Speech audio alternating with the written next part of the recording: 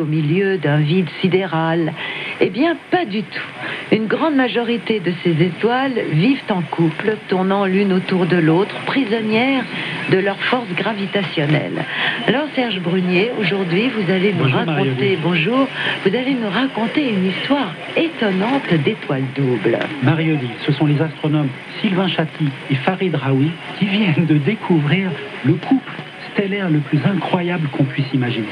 D'un côté, elle, on la voit très bien, une étoile super géante, 30 fois plus massive que le Soleil. Elle est bleue, extraordinairement bleue, vous avez raison, avec un éclat mais aveuglant. Elle est 1 million de fois plus lumineuse que le Soleil.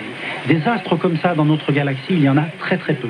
Donc nos astronomes ont découvert cette étoile et autour d'elle, tournant invisible, une étoile à neutrons. Alors une étoile à neutrons, c'est une étoile morte, minuscule. Elle mesure 30 km de diamètre, alors que sa voisine mesure 30 millions de kilomètres de diamètre. 1 million de fois plus. On ne la voit pas parce qu'elle n'a pratiquement aucun rayonnement.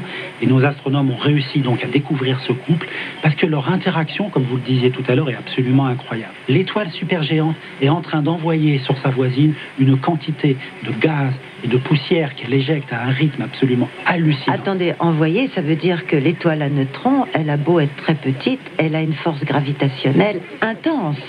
C'est elle qui attire la matière de l'autre. Exactement, Marie-Odile.